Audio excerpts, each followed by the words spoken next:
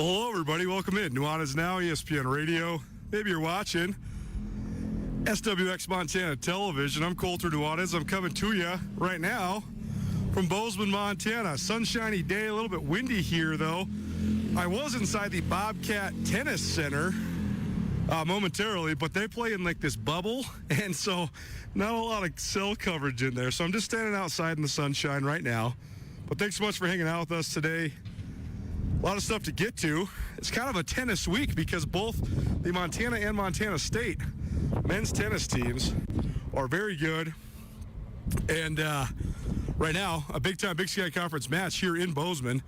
I also had the distinct pleasure of getting invited by the Montana State football program to come over here after spring ball today and give a little talk. More like just a little bit of advice, a little bit of coaching when it comes to media procedures, but very honored about that. And I would certainly do the same thing at the University of Montana as well. Just, what sort of stuff is the media looking for? What sort of advice can I give some of the football players that get interviewed so often? And should be fun, should be enlightening. So that was one of the main reasons for my trip. The other being the drama with my car, which, by the way, my car is still somehow not ready to go in Butte, America. So we'll continue to search for a solution there. But you don't care, like an old mentor of mine says. Everybody's got problems. Nobody cares about yours. So we won't bore you with the car saga much longer. But it is fun to be here. It's always fun to take this show on the road. Appreciate Tommy Evans, Jeff Safford, Andrew Houghton, the guys in the back for getting me all hooked up, test it all in, and should be a fun one. We're going to hear from Montana State head tennis coach Trey Morris here in about 10 minutes. And we'll also give you some updates of the live results there from this tennis match that's going on. Montana State 4-0 in Big Sky Conference play, 14-6 overall. They've been in and out of the national poll, so cool for them, impressive by them. And they're taking on NAU right now, Northern Arizona, with first place on the line. It's kind of a three-way race right now in men's tennis in the Big Sky Conference between Montana, who hosts Idaho State tomorrow, and then NAU on Sunday, and Montana State, NAU kind of all right in the mix, and NAU in Montana this week to take on the Bobcats today and the Grizzlies on Sunday. So a fun race coming down the wire. The finale of the regular season for both Montana and Montana State, guess what? It's against each other.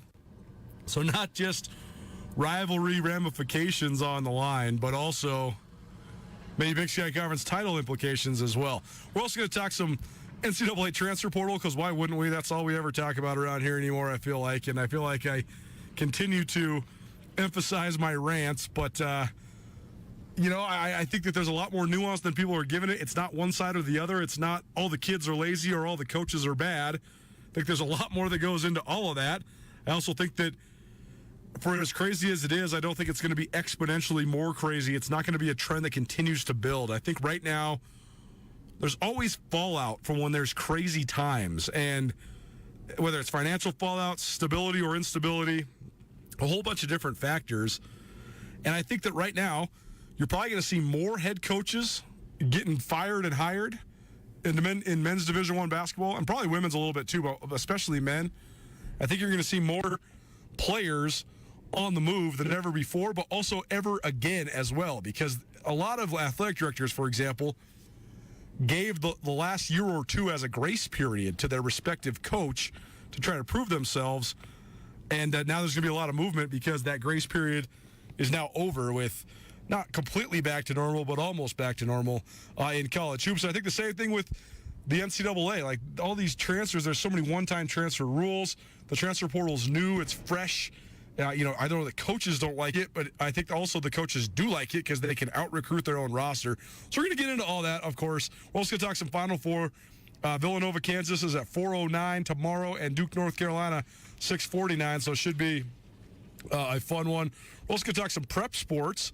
Update on famous left hand, a guy who we talked about on this show quite a bit the last couple years leading up to this year.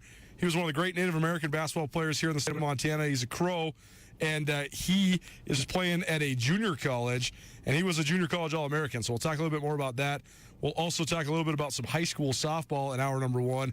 And then a fun hour number 2. Our good friend Carolyn, the chick who doesn't know sports, swung by to hang out with us earlier this week. And so we'll play that sound for you. Pretty fun and always funny when Carolyn's in studio. And then, of course, we will also hear from Terry Hauser. I've been teasing this one for a little while. Took a minute to connect with Coach Hauser, but he's a really fun storyteller, really fun guy to listen to.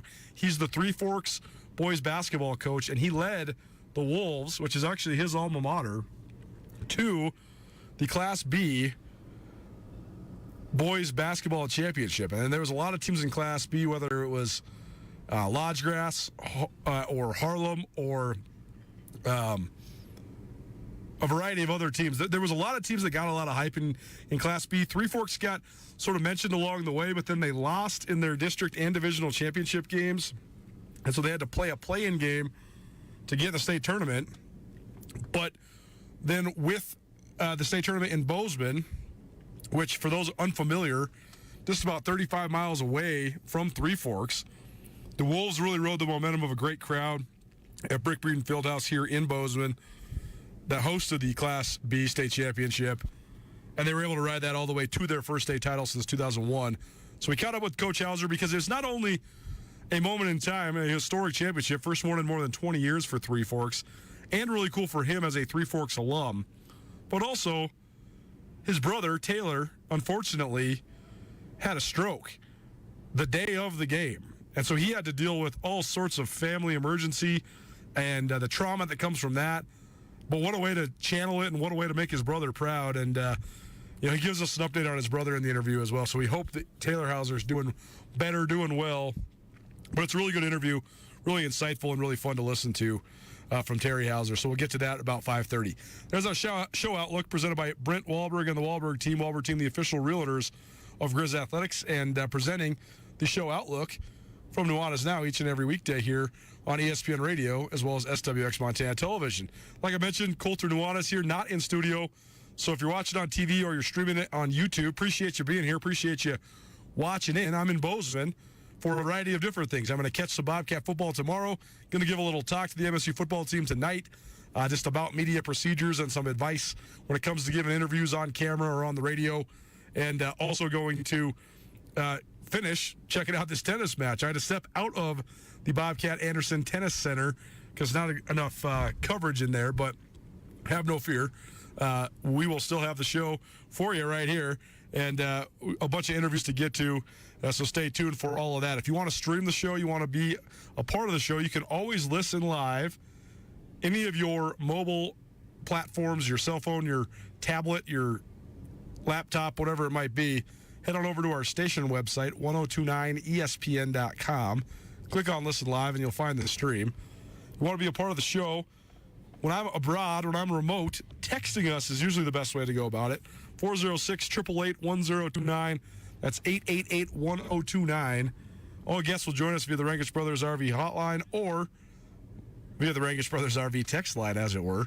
So give us a text if you have questions, comments, concerns, you want to contribute to the conversation, all of the above. As I mentioned, Bobcats play in Northern Arizona in tennis today. The Grizz host Idaho State, and then NAU in Missoula on Saturday and Sunday, respectively. So heating up in the Big Sky Conference tennis race, sort of a three-headed race here in the Big Sky with Montana and Montana State, both among the front runners for sure, and both been in and out of the top 65 in the national rankings. So fun to follow. And, man, I was just in there. The match started here in Bozeman at 3, and so I was able to watch about 55 minutes of it. This is some high-level tennis. My goodness. Unbelievable. I mean, these guys are hitting the ball like 125 miles per hour on their serves. I almost got aced by one on a fault that got errantly returned right at my courtside table. So not for the weak or the weary, but definitely a fun spectacle and maybe a sport that doesn't get covered as much, but certainly a high-level sport. I would reckon actually men's tennis, I mean, the fact that there's 3 top 70 programs in the Big Sky, I think it makes it one of its better sports in terms of competing on the national level. So we'll keep you up to date with what's going on in tennis today as well as throughout the weekend and throughout the rest of the regular season. April 23rd, remember, that's when the Bobcats and the Grizzlies square off in the tennis world, and will be at least some Big Sky Conference championship ramifications, but maybe even for all the marbles and the rivalry bragging rights as well. Nuanez now, ESPN Radio, SWX Montana Television. Trey Morris, the head coach for the Montana State tennis program, will join us here in just a few minutes, but a few pieces of news here. First of all, more transfer portal news for the Montana men's basketball team. Robbie Beasley into the portal. He was Montana's second leading scorer. He averaged 11.8 points per game. Also Montana's leading three-point shooter. And, on the surface, it looks like another mass exodus, but I think that you can't really pin it like that for the University of Montana men's basketball team. Because, first of all, this is happening everywhere. You can like it or you can hate it, but it doesn't matter. It's happening. That's all that it is. It's happening everywhere. Teams that win championships are going to lose a lot of their players. Teams that won nothing are going to lose a lot of their players. Everybody's going to lose a lot of their players. And guess what? Everybody's then going to go replace said players with guys that are transferring. I bet you that Montana, who has now had 5 guys enter the portal, with Beasley, he also joins Cam Parker, who's a grad transfer, Freddie Brown, who's a grad transfer, Jack Wetzel, who's a walk-on, and then Kyle Owens, who was a junior on this year's Grizz squad. I bet you Montana brings in 3, 4, maybe 5 transfers to replace those guys. I would not be surprised in this exact market if the Grizz, if Travis DeCuire and his staff bring in half a dozen transfers. I won't be surprised if more guys leave. I won't be surprised if more guys are replaced. But it's not always because the program is in a state of disarray. Championship programs across the country are going to lose guys to the transfer portal. It's also not just because kids are lazy or kids are fickle and guys just want a different opportunity.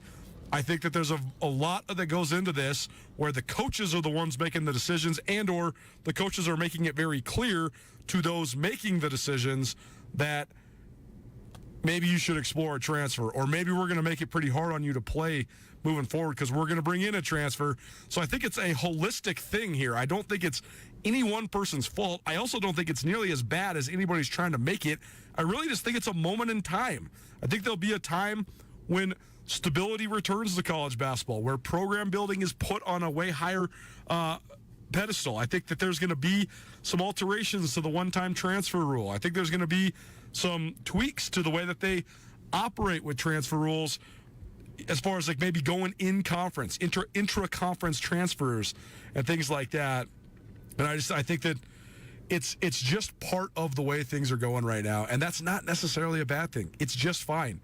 And it makes it hard to follow college basketball, but I think college basketball has, I know right now it's the Final Four. It's a joyous time of year. A lot of people love watching it. They love betting on it. They love picking their brackets, all that stuff. But to me, college basketball is a fundamentally flawed and fundamentally broken product, and that has to do with a variety of things. It's not just the transfer portal. It's not just the what have you done for me lately from athletic directors that are firing guys that went to Final Fours previously. It's not just, the unsavory nature of some of this stuff with like guys like Will Wade getting dismissed to LSU. I mean, if you want to talk about a school that has a problem because of the transfer portal and because of scandal with their coaching staff, Will Wade was dismissed right before the NCAA tournament, and then LSU was the easiest 6th seed in the whole bracket to pick to lose because they were playing for an interim coach after a scandal had just hit. And what's up with LSU now? They had 2 guys declare for the NBA draft, 2 guys completely quit playing college basketball, and 11, count them, 11 players into the NCAA transfer portal. You know what that means? LSU's got no guys. None. 0. So if you're a Grizz person and you're worried about these 5 guys in the transfer portal, I'll tell you this. I think that most of the guys that are in, it's not a surprise. I think they would have been out-recruited and or their time at Montana was already done. Like Cam Parker and Freddie Brown, they celebrated senior night. They're already done. They're moving on. They're grad transfer. That has nothing to do with anything besides those guys just wanting to play one more year of college hoops. Kyle Owens, he was the team MVP as a sophomore, lost his playing time as a junior. He only played 12 minutes a game this last year. Not surprising that he just chose to move on. But if you want to see a program that actually has real problems, that's actually a microcosm of what's going on in men's college basketball, that is actually a program that should be press and panic, look at LSU. They got 0, count them, none guys on the roster. So no need to push panic for any of the Big Sky schools at this exact moment. I think it's just sort of a sign of the times. So I've gotten a lot of your guys' texts. What's going on with the Grizz? Why is everybody leaving? Well, I've also got texts from people in Idaho because they got 6 guys in the portal. Earlier today, Dalen Kuntz, the first-team All-Conference and regular season scoring champ in the Big Sky Conference from Northern Colorado. He declared for the NBA draft. He didn't hire an agent, so he remains college eligible, but I have a hard time believing he's going to go back to Northern Colorado. Kur Jonkuch, their stud center from UNC. He's already into the portal as well. Idaho State was a championship caliber team, the Big Sky champion in the regular season and in the postseason last year, and then the regular season again this year in women's basketball. Their whole team's on the way out as well. So rather than thinking, man, this coach, this and that and the other thing, the specifics, these kids, all of that, it just is the state of the times. I think that I don't like when people make themselves numb to certain things, but this is one thing I think we need to get numb to because I don't think it's always going to be like this. I think this is just the way that it is at this exact time. I mean, you're coming out of a global pandemic with 2 significantly impacted years financially and from an exposure standpoint, and you have all sorts of volatility in the coaching world. You have the game shifting. The one-and-done rule is about to go away. So it is a time of massive change in Division I men's college basketball, but I don't think it's something that's going to last forever. I think it's just sort of a microcosm of what's going on right now. Nuanez now, ESPN Radio, as well as SWX Montana Television. Colter Nuanez coming to you live from Bozeman, Montana. The traveling radio show continues. Thanks to Andrew, Jeff, Tommy, the guys in the back for helping me make this happen. How about what's going on in men's tennis? Well, we had Jason Brown and Gustav Thilgo from Denmark in studio earlier this week. They are both men's tennis members from the University of Montana. Jason, the head coach for the Grizz, and Gustav, the reigning Big Sky Conference men's tennis player of the week. And now I'm down here in Bozeman, and Montana State is playing NAU in a crucial Big Sky Conference tilt. Earlier this morning, we caught up with Trey Morris, the head coach of the Montana State men's tennis program. Well, happy now for an extension of our Big Sky Conference tennis coverage, and we're coming to you live from Bozeman, Montana. We're coming to you from the Montana State tennis match as the Bobcats host Northern Arizona, and we're joined now by Montana State second-year head men's tennis coach Trey Morris. His first appearance here on Nuanez now, so very fun. Coach, thanks so much for joining us. How you doing? I'm doing great. Just getting ready to go here against NAU. Well, let's talk about sort of your path first and foremost, because this is your second year there at Montana State. I know that you came from a different part of the country, so how's it been settling into Montana, settling into Bozeman, and taking over this Bobcat tennis program? Oh, it's been phenomenal. My wife and I were, like you said, from the opposite side of the country. We're both from Georgia and kind of spent most of our lives in the Southeast. And for us, we kind of always had this itch, to be honest, to get out west and be in the mountains. And so for us to kind of be lucky enough to land in a beautiful spot like Bozeman, I mean, we're just absolutely thrilled. And we've settled in nice. I think like anyone that you talk to is from the southern U.S. I think it's taken a little bit to get used to the snow and the cold, but everything's good, and I guess they say your blood thickens or whatnot. So maybe right. I'm a true Montanan if I can walk outside in shorts and in negative 15. Maybe I'm doing all right. Well, you gotta love it. Well, your team is off to a great start so far this year, 14-6 overall. And last week you moved to 4-0 in Big Sky Conference play. And it's been fun being a statewide radio and TV show because both tennis programs right now in the state of Montana are rolling along. But tell us about your team because you guys have been highly competitive, have some good wins under your belt. And this is a big one with NAU coming to town today. But what's it taken? What has been some of the keys to your guys' success so far in this great start? Well, it really hasn't been just a this year all of a sudden something clicked. This has been a process for us. Like you said, this is my second year as the full-time head coach. But, you got to remember that first year I got here, I was the interim head coach as well and kind of was lucky enough to be able to run the program the way I saw fit and kind of get it going. And so we've been building this culture of excellence and this culture of high energy for a while now. And it just so seems to us right now that we're getting the right people in the door that fit with what we're doing. and those guys are also getting used to our program, getting used to our expectations, understanding what we do here. And I think, off to a 14-6 start and 4-0 in the conference is really just, kind of all that hard work that we've done the last 2-3 years, and just kind of seeing that all kind of come together. Trey Morris joining us here on Nuanez Now, ESPN Radio, as well as SWX Montana Television. He is the head coach of the Montana State men's tennis team. And, Coach, you talk about program building. I think that's a fun one to analyze from our seat because we hear about it in football and basketball all the time. But when it comes to tennis program building the program, building the roster, building the team chemistry, all that stuff, what are some of your philosophies, and where do some of your philosophies come from? Yeah, so you can go back and you can look at my background, where I've done before MSU, and I spent a lot of time in the high performance academy level. Obviously, after I was an assistant coach at my alma mater in Appalachian, I then went on and was co-owning a very successful tennis academy in Georgia. And so our philosophy when it comes to our program is really based around player development and identification of talent. And that's something that I've been doing for a very long time, and was fortunate enough to gain a lot of that player development experience at the academy level, working with top players who are post-college, kind of making that transition to the pro level. And so, yeah, I mean, I think that's really the philosophy behind what we do on a day-to-day. I think another thing that I'm really big on is team energy. We like to see our guys getting after it. We like to see our guys excited to be here. We believe Montana State University is one of the best places in the world to be. And so we want to see that excitement and that energy kind of come out on a day-to-day basis, whether it be, on the practice court, in the weight room, during matches. Maybe we're having a team dinner. I want to hear guys, joking around and just having a blast. And so that's something that is really kind of in our core values, if you will. And you mentioned the year when you first got there, and it was such a strange year across the college sporting landscape. But from a tennis perspective, from your perspective, what was it like trying to sort of keep the program rolling along when it is so atypical and you have all these cancellations and weird schedules and all that? Yeah, it was a massive challenge. Listen, not only was it COVID and our year was cut short, but it was my first year as a head coach, right?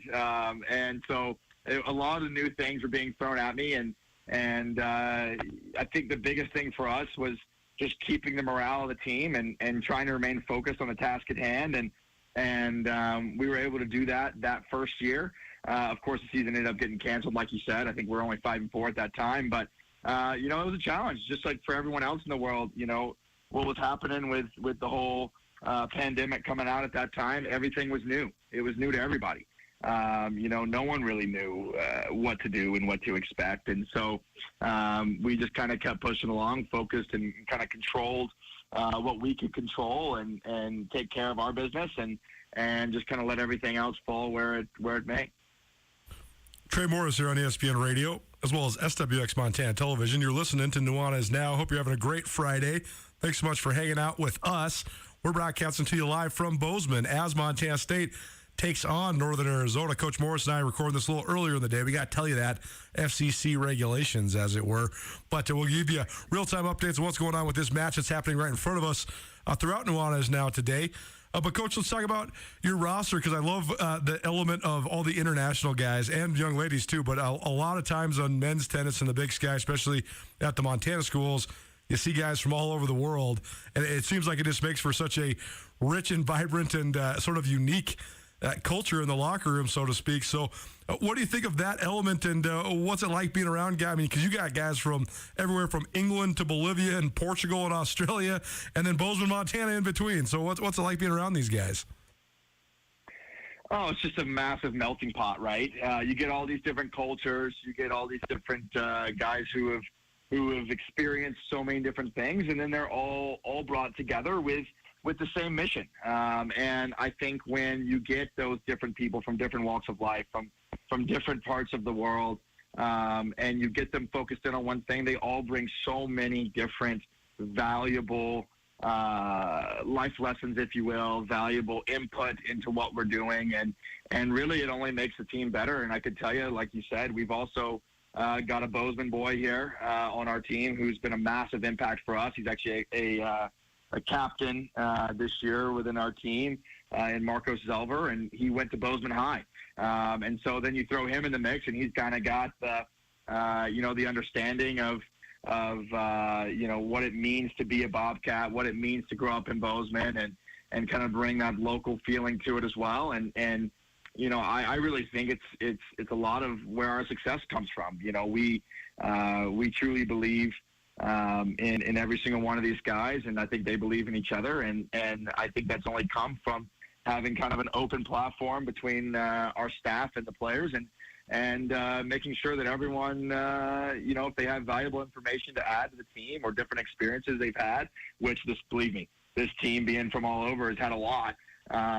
It all adds into the final kind of pieces that fit together well in terms of the puzzle. So it really is quite a unique thing. And I think anyone that's around this community, that's been lucky enough to spend some time around these guys, I think they know how neat it is to kind of have that international flair here in Bozeman and on this campus. Well, to me, that's what college sports is all about in its essence, is diversifying the campus community and getting a bunch of people from all over different walks of life, whether they're athletes or not, and getting them together. But when you have a guy from the actual town, when you have a guy from Bozeman, that must be, I don't know if it's advantage is the right word, but that must be pretty cool for him to sort of show his hometown and his home state to all these guys from all over the world.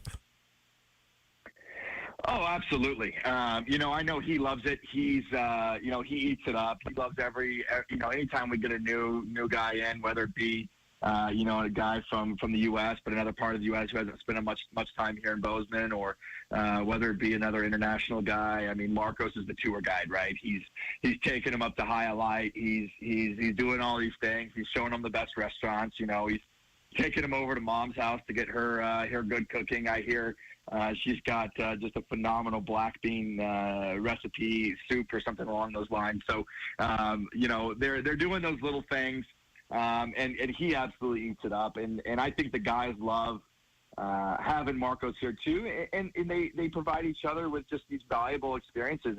And one thing that Marcos obviously has experience of is he knows what, like I said before, he knows what it means to be a Bobcat. He knows, how big the Cat Grizz match is.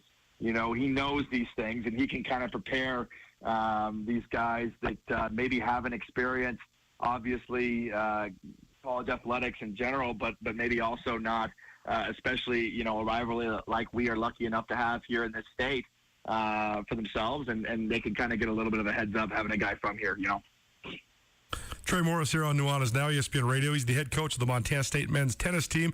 They are navigating a Big Sky Conference schedule. They're already off to a 4-0 start in league play, 14-6 overall. 4 league matchups left, including today against Northern Arizona in Bozeman. Then they travel to Idaho next Sunday. That's April 10th. Then a matchup against Sacramento State in Bozeman on April 14th, and then the showdown against Montana. And it's looking like not only a rivalry game, but a collision course. But before we get there, Coach, you have some crucial matchups leading up to that rivalry game. So what are the keys for your team? How do you keep this thing rolling? How do you stay consistent? What are the keys for you guys to have success here as you enter the last month of the regular season in Big Sky play? For us, I think the biggest thing is just taking one day at a time. I think this program, to be honest, you can go look at our history. We haven't been in this spot for a while, and a lot of the guys on this team haven't had the opportunity to be in a position to kind of go after a regular season conference championship like this before. And so I think the key is to go day by day. We've talked a lot with our guys about, just making sure we're the best that we are. Every single day we step on the practice court. Every day we go into the weight room. We focus on the next match ahead. We can't get too far ahead of us. I've challenged our guys. One thing that we got caught up in a little bit earlier in the year was looking around and looking at results of other teams, and kind of seeing what's going on around us. And that kind of bit us in the butt earlier. And so we've challenged our guys to just remain focused on what we're doing, not worry about what's happening. And we know that if we do that, we know that we're capable of the quality to come out on top in every single match we have left. But it's just whether or not we can stay focused and we can prepare ourselves the best that we can. When, as people are listening to this, the match against NAU is playing out in real time, but we'll just leave you with this then. Obviously, this is a crucial match with NAU coming to town. So, what are the keys today? Well, what sort of things? What sort of things can people expect in this matchup against the Lumberjacks? Well, NAU is been really dominant in the Big Sky Conference the last 4 or 5 years. I don't know. I'd have to go back and look to see exactly what it is, but I'm pretty confident they've won at least the last 3 conference championships. So anytime you're playing a team like that who just hasn't been knocked off the mountaintop for so long, I think there's always going to be, that feeling of this is kind of the team to beat. I got to give Maciek a lot of credit. Bogus, the head coach at NAU, he's always putting a good team together, and he's always getting his guys ready to play. They play with a lot of energy. They fly around. They're known for playing good doubles, and so for us, I think if we can.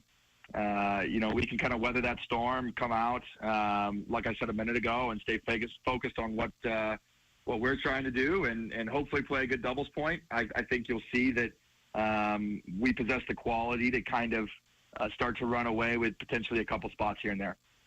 We got to love it. Montana State, Northern Arizona, playing out in real time as we broadcast to you live from Bozeman, Montana. Trey Morris, the head coach of the MSU men's tennis team, joining us here on Nuanez Now. Coach, best of luck this afternoon. Thanks so much for hosting us, and go get them. Thanks so much for being here. Colter, I really appreciate it, and thanks for having me. So there you go. Montana State head men's tennis coach, Trey Morris. The doubles competition, the doubles matches, they're all going at once, so it's kind of hard to decipher. I know Montana State won at least 2, but I'm going to have to get on the live stats to see, and sort of reorienting myself with men's tennis for the first time in a long time. Very fun to cover something a little different. I know that the tennis programs don't get as much coverage, but proportionally, from a national and in the cases of the roster makeup, international standpoints, they are full of diversity, flavor, and also very, very competitive. I mean, 2 of the better programs in the country, and especially for a mid-major level, and NAU has been so good in men's tennis for a long time, and so it's a huge weekend for the tennis programs for both Montana State and Montana. It's Nuanez Now, ESPN Radio, as well as SWX Montana Television. Colter Nuanez coming to you live from Bozeman, Montana. How about some Final Four talk? Is this the biggest Duke North Carolina game ever? Is Kansas somehow overshadowed? But what if Villanova actually won this thing? They'd be the dynasty of college basketball right now, and nobody's talking about it. We'll talk more Final Four on the other side. Keep it right here. It's ESPN Radio. Whether you're in the restaurant business or you just want to host any big event, J&V Restaurant Supply can make sure you have everything you need. J&V Restaurant Supply is your home for everything kitchen. Whether you're a bear or a bobcat, an eagle or a Scotty, J&V Restaurant has everything you might need. They have locations in Bozeman, Billings, and Great Falls. If you can't make it in, J&V also has a great website, jvrestaurant.com. Get everything you need for your next event at J&V, your restaurant specialists. Are you a sports fan who loves to win? Get in on the action with Sportsbet Montana. Bet on collegiate and professional baseball, football, hockey, basketball, and more, all while keeping the money right here in Montana. It's easy and secure on our kiosks and mobile app. Head to your favorite Sportsbet Montana retail location to catch the game, place your bets, and celebrate your wins. Place your bets on the college basketball tournament. Learn more at sportsbetmontana.com. The Montana lacrosse team will be in action in the Garden City to kick off your weekend on Friday night under the lights at the Fort Missoula Turf Field. Catch the number 12 nationally ranked Grizz opposite the number 23 ranked Northwest Nazarene Nighthawks. The opening face-off is set for 6 p.m. Tickets are free for children under 13 and current UM students with their Grizz card, and they're only $10 for the general public. Come out and cheer on Grizz Lax. Katie O'Keefe's Bar and Casino is one of the best places to watch sports in all of the Garden City. Located at 2100 Stevens in the Stevens Center, this friendly neighborhood hideaway is a fantastic place to watch the NCAA tournaments with your friends and family. And Katie's is also a proud sponsor of the Nuanez Now Bracket Challenge, offering more than $2,500 in prizes for whomever can fill out that perfect bracket. All March long, come watch the March Madness at Katie O'Keefe's, where the drinks are cold and the people are friendly. Dreaming of summer fun? Stop dreaming.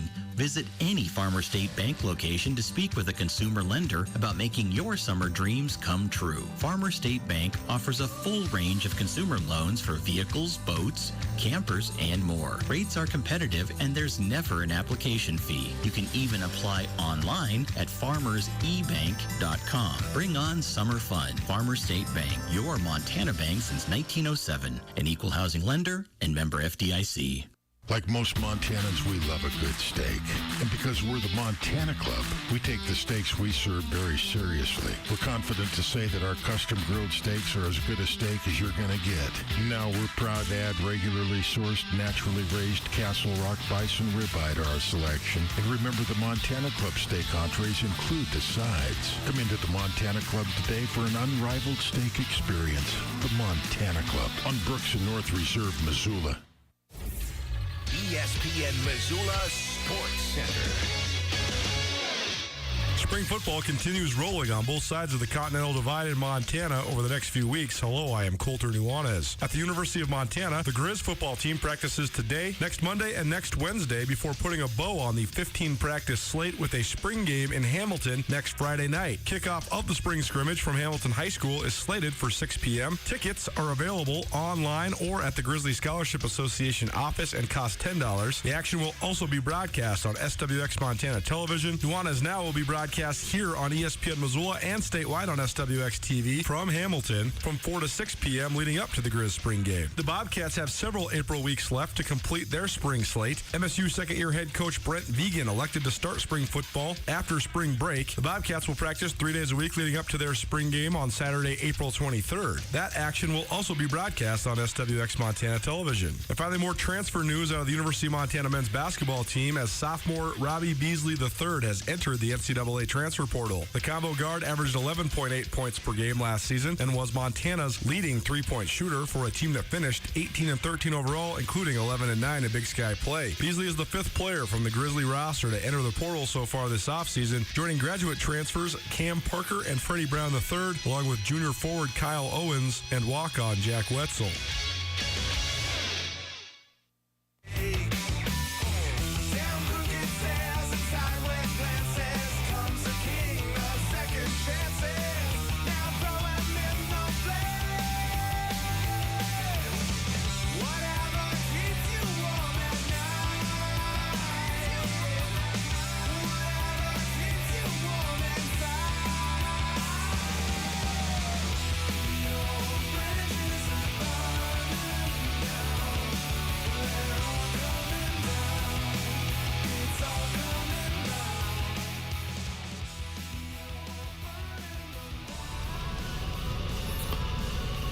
Well, Foo Fighters for you. Melancholy. Listen to the Foo Fighters this last little while with the passing of legendary drummer Taylor Hawkins, a light of the music world for sure. Unbelievably talented, one of the best drummers in all of rock music, but an unbelievably talented individual. I mean, sometimes he would step up and be the front man for the Foo Fighters and let Dave Grohl jump on the drums. He just passed away late last week at the much too soon age of 50, but had to play a little Foo Fighters for you as often as I could this week, just to commemorate a great musician and a great band, to be sure. Also forgot to mention, it's Nuanez Now, by the way, ESPN Radio as well as SWX Montana Television. But I forgot to mention that this playlist, specially curated by two of my longtime friends. I actually wrote the show up last night, and I ran into two buddies that I played high school football with and I've known since I was in middle school. And I said, hey, you guys get to pick the playlist today. So this playlist is brought to you by Stoley and Finn. Appreciate those guys for contributing creatively here on ESPN Radio. I am on the move. I'm in Bobcat land. I was at the Montana State Tennis Center trying to watch the tennis match against Northern Arizona, but there was not good cell coverage in there, which is what we need to bring you this show. So I tried to go check it out and see if I could broadcast from Brick Breeden Fieldhouse, but there's a giant FFA convention going on over there. So, I mean, technology is amazing. I'm perched right here, right outside Bobcat Stadium. So we will continue to talk all the way around the world of sports here on ESPN Radio. And if you're watching on SWX Montana Television and you don't see me on TV, it's because I'm not there. I'm over here. So appreciate everybody that makes this traveling radio show possible. Always fun to take the show on the road and go cover a variety of different sports, and always fun to just be live and in person from wherever we're at. Also always fun just experimenting with all this technology. It's so cool, and I'm so appreciative to have it and so appreciative to have the help that we do to make all these remote broadcasts happen. So thanks to Andrew Houghton, our producer, Jeff Safford, who sits in from time to time, and, of course, Tommy Evans, the guy who makes all the technology around the Missoula Broadcasting Company actually go down. So let's talk a little bit about the Final Four. I think there's been so much talk about Duke. Mike Krzyzewski's last season out of 42, leading the Blue Devils. He got his 100th tournament win earlier this year, 100th career tournament win. He also helped Duke reach the Final Four for the 13th time in his tremendous career, which is an all-time record. And now they're gunning for yet another national championship. And it all seems so serendipitous because this wasn't like he won it and then is going to step away. He announced that he was stepping away so he could get a little bit of a farewell tour, sort of a la Kobe Bryant. And now it's culminating in a potential national championship run, which it comes with a lot of pressure. It seems like almost a coronation, but it's not the only storyline. I think it's great that Duke's here. I don't like Duke. Most people don't like Duke. That's the whole point. They've been these welcomed villains, or I guess they've embraced the role of villains for years and years and years.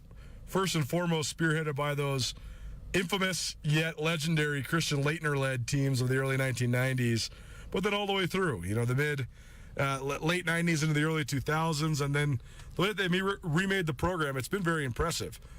Yet, I think that one of the stories that a lot of the national media is maybe not playing up is, what if North Carolina beat Duke?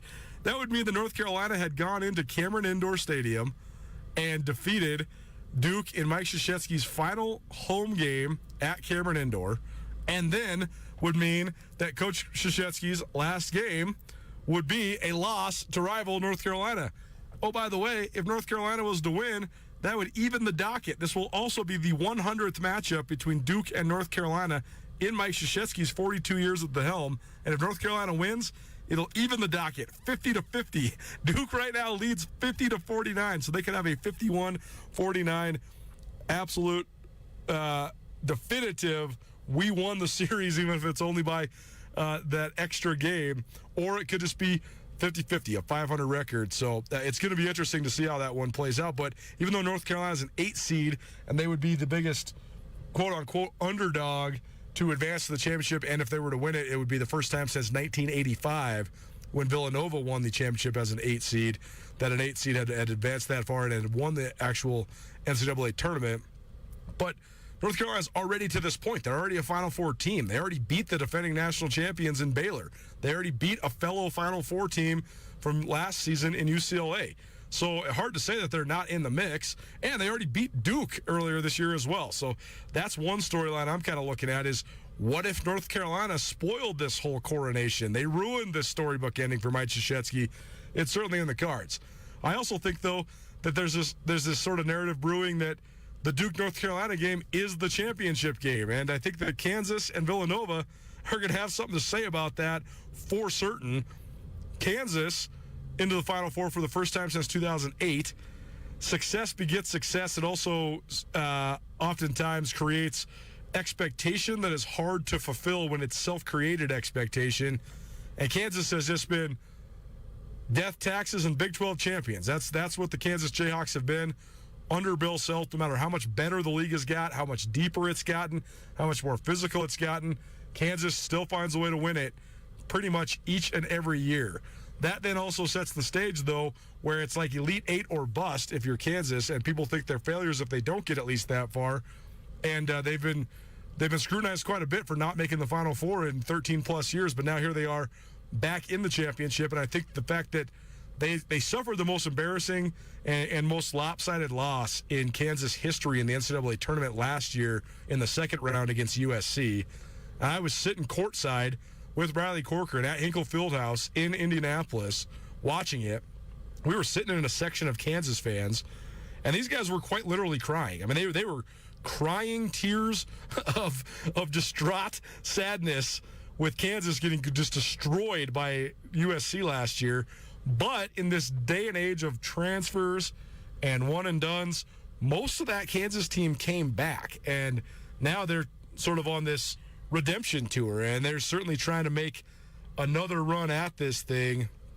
And so I think it's hard to say that they're not a real deal contender. I mean, everybody in the Final Four is a real contender. You're talking about 4 absolute blue blood programs, 4 of the what? Top 5%, top 3% in terms of funding and in terms of fanfare and in terms of all-time success. I mean, you could honestly argue, I mean, who's even in the mix with outside of Duke, North Carolina, Kansas, and Villanova in terms of all-time great programs? Probably, I mean, UCLA's got to be in there for sure. You know, maybe you throw UConn in there, but I think that they're probably at one tier down from that. Baylor's probably one tier down. Gonzaga's even probably one tier down. Michigan State is probably in that top tier mix. Syracuse probably in there too. But I mean, these are 4 of the blue bloods in college basketball, so it's hard to say they all don't have a chance. Here's the other probably most undertold storyline, though. Villanova's the team that's getting the least hype out of everybody. Jay Wright might be all of that is right with college basketball, no pun intended. I mean, I started the show with a rant all about the transfer portal and it just being the way that it is, but Jay Wright has been at Villanova now for 20 years, and he's built it the right way. He builds it with regional guys. They're usually an older team. They're not really relying on a ton of one-and-dones. They're super tough. They play hard defense. But don't look now.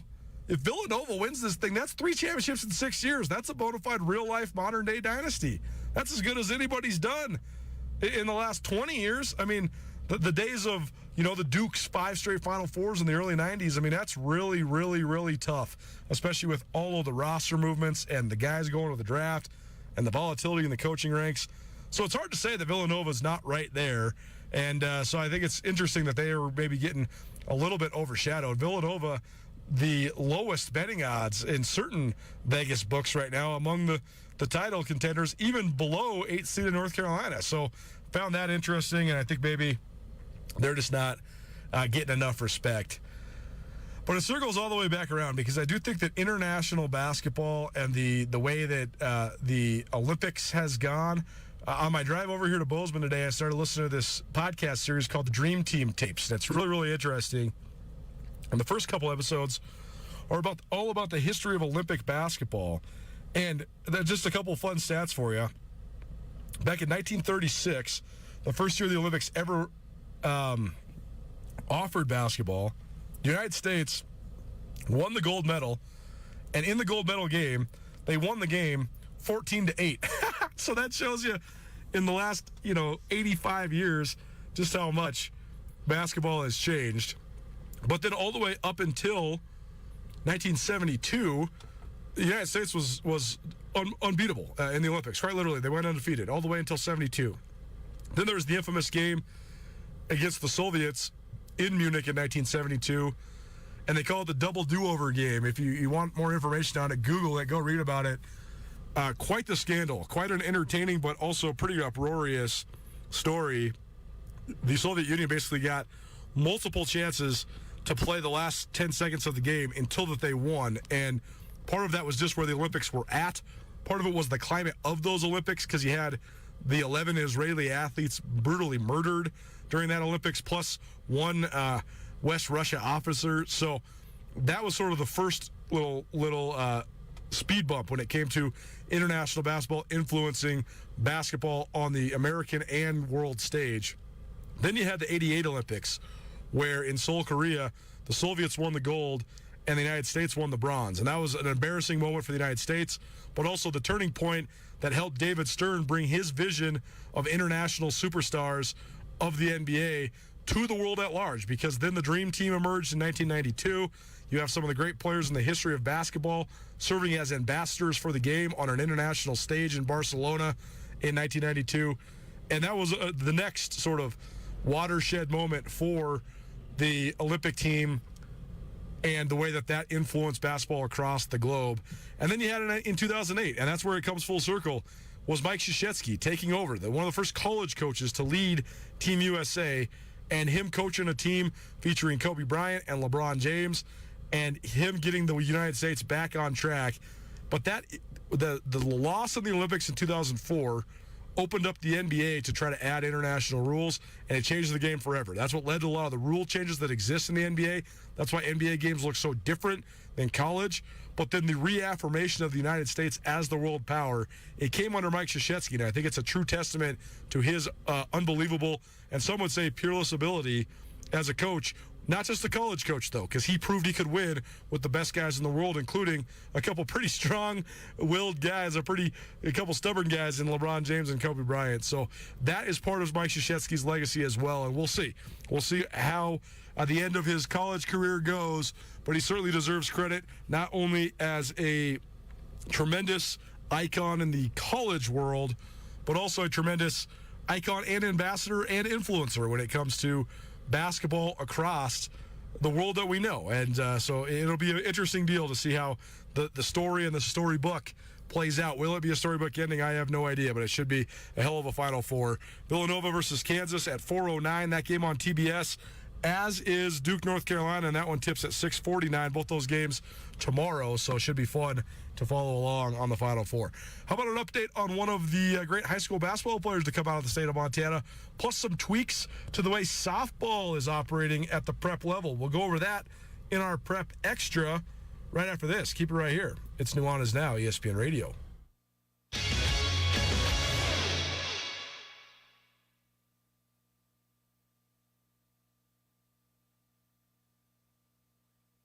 Workplace injuries happen unexpectedly, and that's why Missoula Bone and Joints Orthopedic Urgent Care may be the best choice for ligament, tendon, and joint injuries or possible fractures. You will receive an evaluation and treatment plan, and when needed, x-rays, bracing, and casting are available at your visit. If your business would like more information about our workplace injury services and pre-authorization of coverage, please contact us. Missoula Bone and Joint on Mullen Road. Quality care from people who care.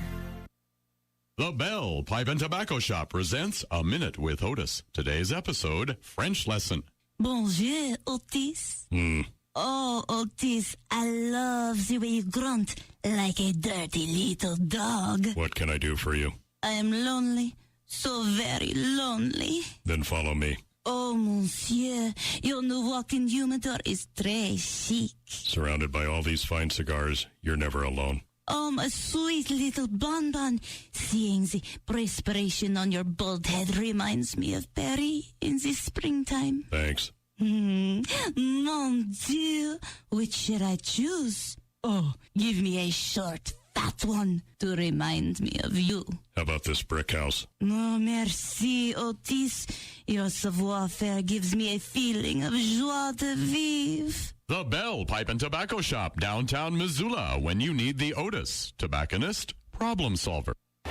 The Montana lacrosse team will be in action in the Garden City to kick off your weekend on Friday night under the lights at the Fort Missoula Turf Field. Catch the number 12 nationally ranked Grizz opposite the number 23 ranked Northwest Nazarene Nighthawks. The opening face-off is set for 6 p.m. Tickets are free for children under 13 and current UM students with their Grizz card, and they're only $10 for the general public. Come out and cheer on Grizz Lax.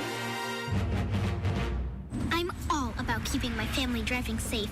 Dad, pothole. Got it. So I insist we choose Les Schwab tires for safety services like brakes, steering, and alignment. Stuff those cheap tire centers don't offer. Because I want a backseat drive with confidence. Dad, speed check. At the Les Schwab Spring Tire Sale, save up to $150 when you buy select tires with financing. Les Schwab Tires, celebrating 70 years of doing the right thing. Limited time offer. Terms and conditions apply. See leschwab.com/sale for details. The Worldview Film Series, presented by Arts Missoula Global, continues with its third spring installment, Monday, April 11th. A free screening of Italian film A Great Beauty will take place at 7 p.m. at the Roxy Theater. This installment of Cultures and Words features sensuous cinematography and a lush score. This film will be followed by a community conversation facilitated by Marisa Diazwain and a raffle for gift certificates to several international restaurants in Missoula. Details at artsmissoula.org. This is Nuanez Now on 102.9 ESPN Radio Missoula.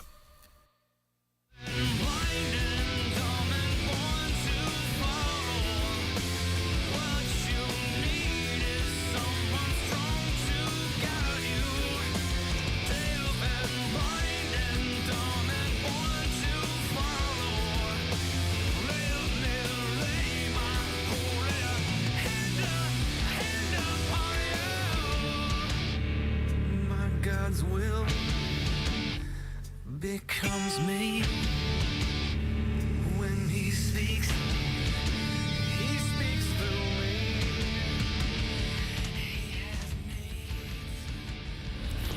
What's up, Montana? Welcome back.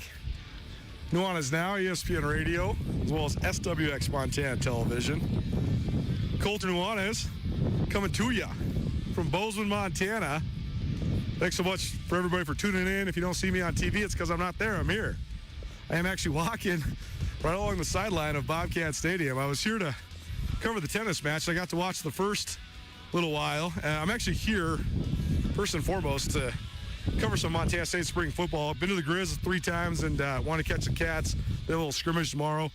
And also have the distinct pleasure of being invited to speak to the Montana State team a little later on this evening as well, just to talk about some media procedures and give them some advice in terms of interviews and things like that. So that should be fun. True pleasure doing it, and happy to represent ESPN Radio as well as SWX Montana Television. But it's a beautiful day here at Bobcat Stadium, and I'm just kind of on the move right now because there wasn't enough service in the tennis center. So here we are, but we make it work, and very cool, very fun technology. And look at that, I even found a plug on the side of the stadium. You gotta love it. Let's dive into our Prep Extra quickly before we get out for hour number 1 and into hour number 2. Prep Extra presented a couple times a week by Farmers State Bank. Bank greener. You can do your part to save resources by banking greener at Farmers State Bank. Ask for paperless statements on all your accounts. You can use free, secure internet banking and bill pay to save money. Download the Mobile Money app for personal and commercial accounts. You can open an account today. Just visit farmersebank.com. A couple notes for you on the prep ranks. First of all, former Hardin standout, famous left hand, a guy we've talked about on this show a whole bunch, a guy who led Hardin to a couple State A championship games and a Class A state championship as a junior. He's now playing at the United Tribes Technical College, and he was selected to the National Junior College Athletic Association All-American team. So very cool for the Hardin native. We'll see if that gets him any looks at a higher level or a four-year level, I should say, because I think it is a pretty high level that they're playing at there at the junior college level. By left hand, who's an enrolled member of the Crow tribe, he averaged 19.7 points, 6 rebounds, and nearly 3 assists, according to the United Tribes Technical College website. And they played in the Region 8 Division II championship game before falling just by a single point to Dakota County Technical College. Left hand's 19.7 points per game, the second most in the Mondac Athletic Conference, and he also shot 54% from the field. So very cool. He led the Bulldogs to 3 straight State A championship games, and they had a victory in the 2018 game, and they were among the favorites in 2020, and they were the co-champions with Butte Central in 2020 when, unfortunately, that got all called off. One other note, very cool, of the Big Sky Conference outdoor track and field athletes of the week, a couple of them from Montana and participating at Montana schools. You had Evan Todd from the University of Montana with a almost 230-foot javelin throw, to win Male Athlete of the Week, Male Field Athlete of the Week, that is. And then you had Elena Carter. By the way, Todd from Kalispell. You had Elena Carter, a junior from Helena, who runs at Montana State. She was the Women's Track Athlete of the Week. So cool to see a couple in-state products representing, showing out on the Division I level here in the Treasure State. Nuanez Now, ESPN Radio, SWX Montana Television, live from Bozeman. Back with hour number 2. Carolyn, the Chicken Doesn't Know Sports, plus Terry Hauser, the head coach of the Class B state champion Three Forks boys basketball team. Both those next. Keep it right here. ESPN Missoula.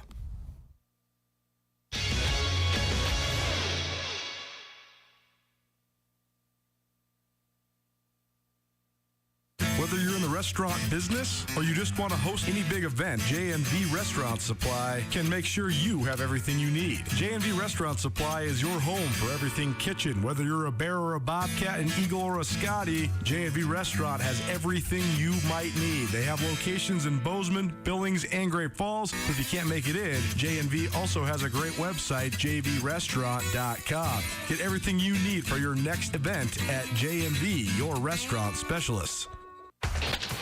Are you a sports fan who loves to win? Get in on the action with Sportsbet Montana.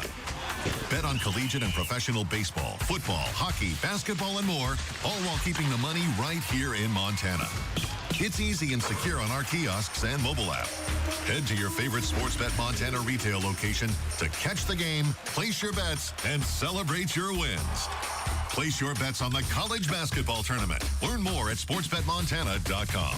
You love your rig, so why not take care of it at an elite level? At Dazzler's Car Wash of Missoula, from the vacuums with long and strong hoses to some of the top wash options you're going to find at car washes anywhere, Dazzler's Car Wash should be your go-to spot when you need to clean your rig. They'll rinse your mats for you, clean the undercarriage of your car, and you'll drive away shiny, sparkling, and clean. Open from 8 a.m. until 6 p.m., Monday through Saturday, and 10 a.m. to 5 p.m. on Sunday. Located at 2610 Radio Way in Missoula. Give your car the care it deserves at Dazzler's Car Wash.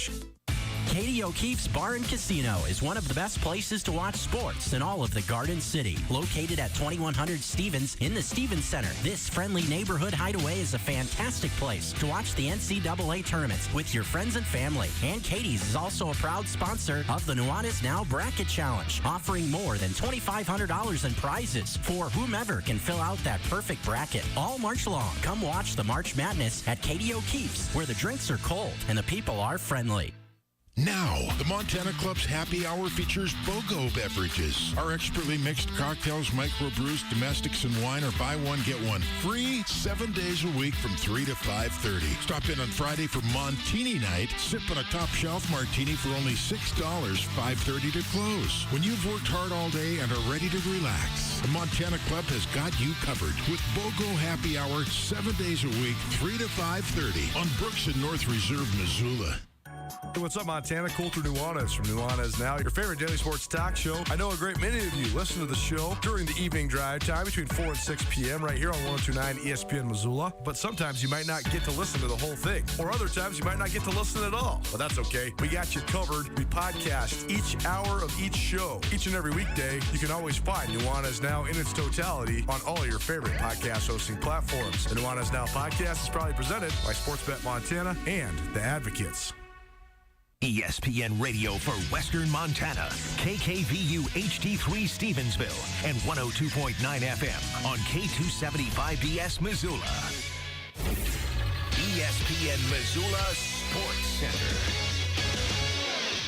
Spring football continues rolling on both sides of the Continental Divide in Montana over the next few weeks. Hello, I am Coulter Nuanez. At the University of Montana, the Grizz football team practices today, next Monday, and next Wednesday before putting a bow on the 15-practice slate with a spring game in Hamilton next Friday night. Kickoff of the spring scrimmage from Hamilton High School is slated for 6 p.m. Tickets are available online or at the Grizzly Scholarship Association office and cost $10. The action will also be broadcast on SWX Montana Television. Nuanez Now will be broadcast broadcast here on ESPN Missoula and statewide on SWX TV from Hamilton from 4 to 6 p.m. leading up to the Grizz spring game. The Bobcats have several April weeks left to complete their spring slate. MSU second-year head coach Brent Vigen elected to start spring football after spring break. The Bobcats will practice 3 days a week leading up to their spring game on Saturday, April 23rd. That action will also be broadcast on SWX Montana Television. And finally, more transfer news out of the University of Montana men's basketball team as sophomore Robbie Beasley III has entered the NCAA transfer portal. The combo guard averaged 11.8 points per game last season and was Montana's leading three-point shooter for a team that finished 18-13 overall, including 11-9 in Big Sky play. Beasley is the fifth player from the Grizzly roster to enter the portal so far this offseason, joining graduate transfers Cam Parker and Freddie Brown III, along with junior forward Kyle Owens and walk-on Jack Wetzel.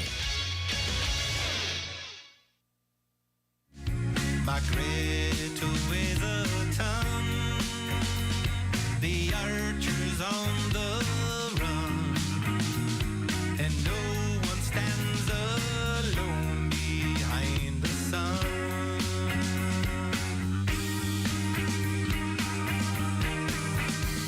It's been a long time since I made a new friend, waiting on another black summer to end. It's been a long time and you never know when, waiting on another black summer to end.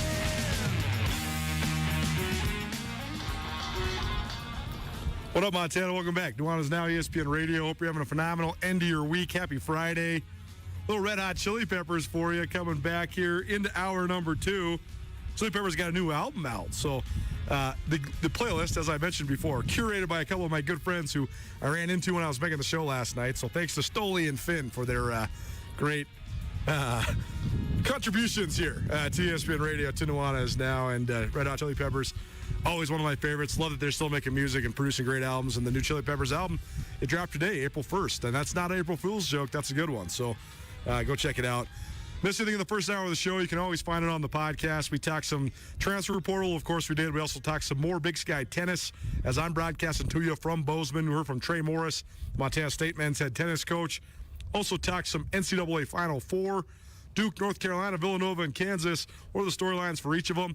And did a little prep extra, a little update on famous left hand, as well as a little update on some collegians who used to run track in the state of Montana. You can find all that on the Nuanez Now podcast, proudly presented by the Advocates as well as Blackfoot Communications. So my car drama continues, and I still haven't had a car that's mine since March 11th. I somehow have managed to functionally do my job and go to multiple places that aren't Missoula, so that's fun. I just pulled up here today right before we were about to record. I'm driving I borrowed my friend's early 2000s G-Wagon. I love those. I'm really feeling like 50 Cent. Yeah. I've been listening to a lot of Lloyd Banks in there, some G-Unit, really channeling my inner gangster. And today, when you turn off your car, but you forgot to put it in park, it's just in drive, and then beeps at you. So I tried to do it and restart it, and then it wouldn't restart. So now I might be out it again. I might ruin another car. I don't know. Maybe you just need to take the bus. See, that's my question, though. What should I do? Chica Doesn't Know Sports, ESPN Radio. Our good friend Carolyn in studio here on a Thursday. You're listening to this on a Friday as we are coming to you from Bozeman. The traveling radio show continues. We're going to get to that, too, because as people are listening to this, I'm going to be broadcasting from the Montana State tennis match, our first time ever doing tennis. Cool. It was no real connection there other than that was just going on. Just make sure everyone has proper tennis etiquette, please. Well, these guys are borderline pros, so I think they'll be just fine. I think if you were paying attention at all last week, Naomi Osaka got heckled at tennis. That's right. Okay, so then tell me this, though. I just bought a house last summer. I have nowhere close to paid off my fancy but exploding car. So I'm thinking about having just a dirt squirrel summer and just walking around, riding the bus. Ride your bike? Okay, so but then tell me this. You're a salesperson. Yeah. How do I do the bike riding thing? My two biggest dilemmas are, one, first, figuring out how long each route takes so that you're not just horrifically late all the time. Right. Because if you just schedule the 9:30 meeting and then you just don't really know, then you're going to, unless you leave an hour early, you're probably going to be late. But the other thing is, What happens when it gets hot? I know. Like, I can't really just, like, show up in the button down. So, do I ride in, like, a dry fit and then just, like, put a button down on right before I go into the sales place? Seems like a really weird thing for me. How do I go golfing? 'Cause I can't just, like, ride my bike to the golf course with my clubs. Yeah, I mean, you're going to need a car, but there are some ways. You could ride your bike here for your show, and then home. Yeah. So we'll get to the bottom of this. Don't worry. The point is, I just was not made to have a car. So here we are, and the saga continues. Yeah. So you're limping around. What's wrong with you? Oh my God, Coulter! I took That's a nice necklace you have there, by the way. I made it. You did? Nice. I did. Is Thank that like you. Mancola? I don't know. I Remember bought that these. game? No, but I bought these. Remember the beads. game you dropped the stones in the thing? It's very fun. No. You should play Mancola with your kids. They Okay. would very much enjoy it. I Okay. think they would fight over it, actually. It'd be really funny. Okay. Anyways, looks like Mancola stones. Very It's nice not. necklace. I bought these stones at Walmart in Taos, New Mexico, and made a necklace. Taos. In 2005. Anyway. Maybe I'll ride my bike to Taos because that's where I want to move. Okay. Okay, anyways, so you're limping around. My friend Paige said, I used to do ULA a lot. She said, you've got to take this class at Vertex called Absolute Booty. Absolute booty. That's what it's called. Yeah. Wow, And I was having so many thoughts about this phenomenon over the last couple of days, but I don't think I can share any of them on the radio. I don't even know where you're going with this. but I don't know either. It is like twerking. So it's all these white women. It's like twerking. Literally, we go in Who and teaches it? Some hilarious lady who is adorable. Because I know this other gal who is she's like a professional twerker. Well, it's like teaching twerking clinics all the time. This gal, I guess, worked with the Pussycat Dolls. I don't know. Basically, I had a question on them the other day. What happened to them? Well, I think they're gone. Well, they might be still in Vegas. So I get why like the exterior girls went away because they were sort of just like a sideshow, but the front girl, what was her name? Nicole Scherzinger. She should be famous forever. She is. She's on like Masked Singer or I was The going to say Voice, because or she's got the whole thing. Yeah, she's on some show. She can sing, she can dance. Right. She's the hottest girl I've ever seen. Yeah. So this lady, basically what I felt like was I was doing, when you're at a professional basketball game or at, any basketball game and like the cheerleaders come out and do like a crazy dance. Sure. That is what we were doing. Like they were. So it's like very choreographed. It's choreographed. I feel like this would be a big hit because there's a lot of women that loved. And my mother's a big dancer. It was packed. The class was packed. Yeah. It was fun, but I was just like, I am so white and I am so old. And all I could think of was that this was my high school kid's worst nightmare. Oh man! A bunch of old white women twerking, and then I thought, this is Coulter's dream come true. Oh yes, for sure. Well, I actually think that people dancing that aren't dancing flawlessly is very awkward. Oh, I looked like such a dork. One of my biggest perceptions coming back from the NCAA tournament is one of the great parts of the NCAA tournament is you get to see all the exterior parts about a school because it's not just the basketball team. Like I have such an intimate knowledge of the TCU bands now because we sat right next to them. Right by them, yeah. And they were so funny. I was talking to the kids. I'm like, what's it like to get in the TCU band? Like, this is super competitive. You have to be on a full ride scholarship. Like, this is like big time. But they like scan you to make sure you're super into sports to be in the marching band too. Sure. So you have to be like the super fan.